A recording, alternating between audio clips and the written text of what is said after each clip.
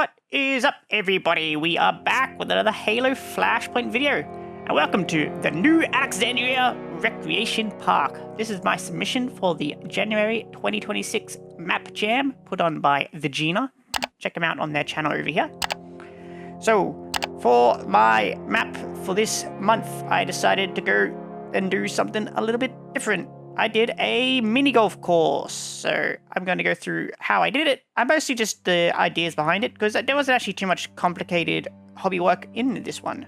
So initially I saw this at a local shop, and I thought this would be almost perfect scale for Halo Flashpoint. So I took it home, put it on a map, and lo and behold, it was almost perfect. So I put my little grid lines on there, and I was ready to go. So here's the blocking out of the entrance of the map. So I just wanted to do something a bit easy. I wanted two separate bases, so I got like a red base and a blue base. I think I ended up switching these to blue base on the left and red base on the right. I guess my idea was, you know, there'd be like a burger shop and maybe like a gift shop or something like that. Something that you'd find at the entrance of an actual golf course or mini golf course. I put this big billboard in the middle just to separate the two so you can't just start shooting each other straight away. I guess realistically you could probably climb over it.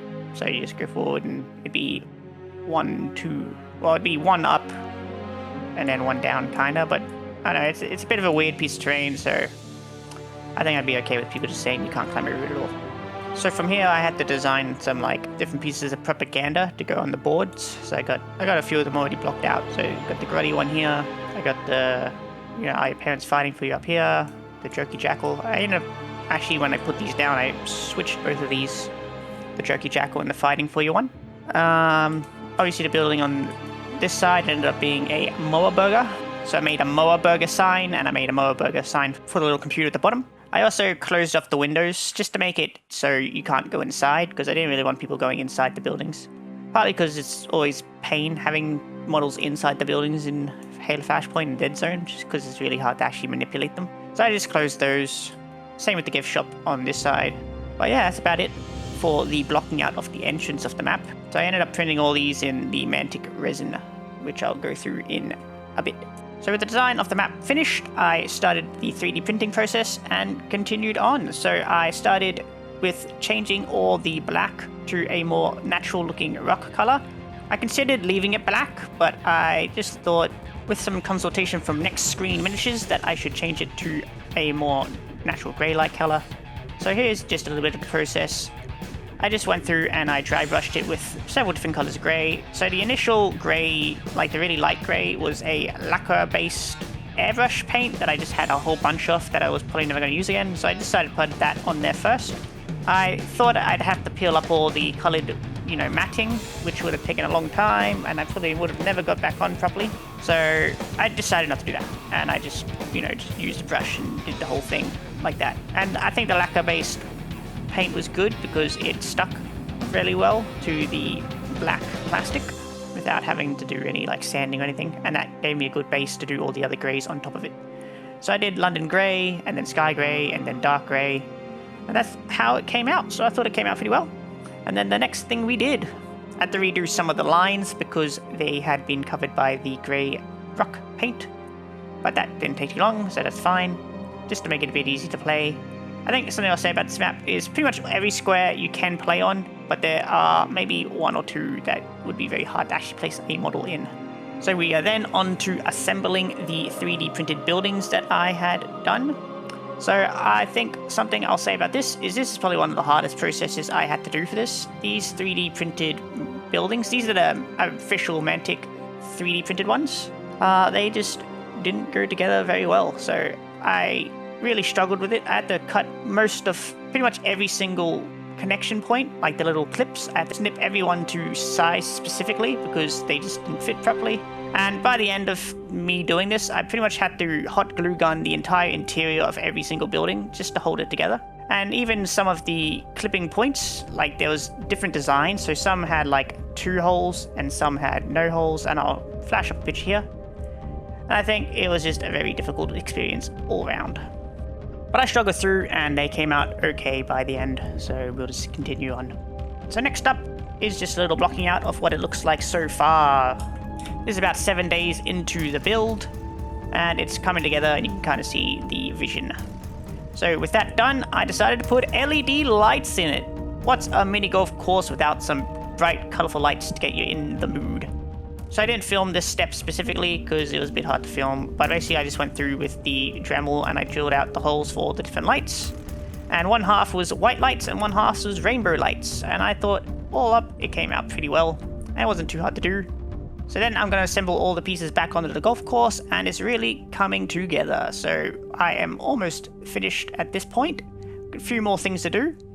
So if you look at the actual mini golf course, there's not a lot of obstructing pieces. So I thought at this point I should probably add some elevation to the actual golf course. So I found some cubes that would be good places to put them, which are these two pictured here.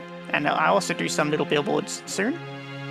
So with all that done, I'm now ready to paint the actual 3D printed buildings. So I got outside with my janky airbrush setup, and I've painted one blue and one red for the different bases. So the red one ended up being the gift shop, and the blue one ended up being a Moa Burger chain restaurant, I guess. So I put some windows in, not that you'll tell by the end, because I'll end up putting like a pink roller shutter behind it. And then we're ready to do the first set of billboards. So I designed these on my computer using just art I found online. Put some names up here just so you can see where the artwork came from specifically. But I don't have all the names because, you know, Google's like that sometimes. But the ones I know about, I'll put them up. And the ones I don't know about, sorry about that.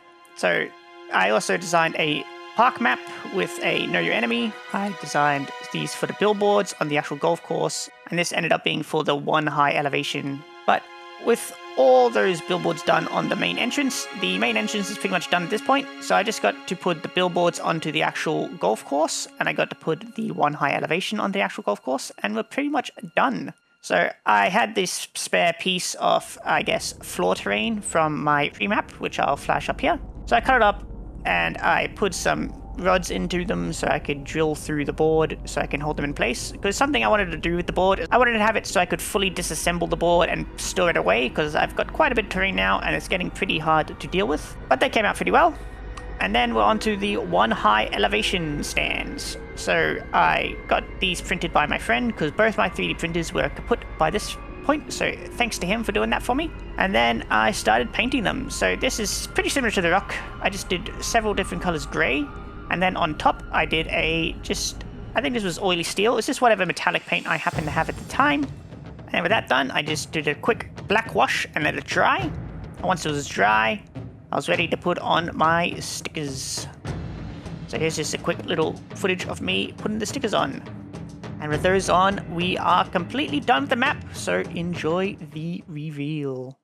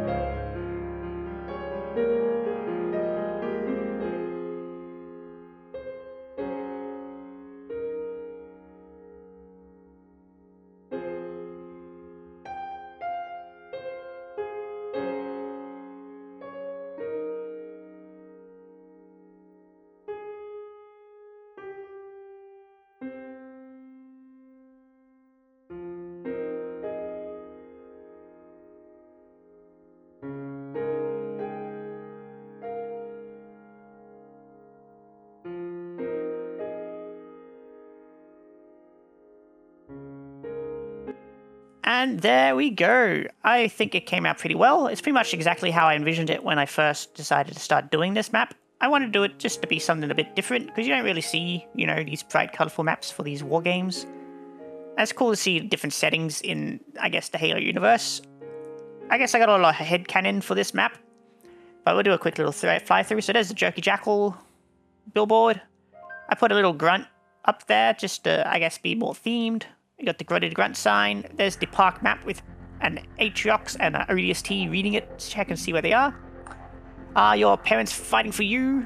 But yeah, I don't know how I would improve this in the future. There were maybe a few things. Maybe I wanted to cover the lights for the LEDs, the cables for them.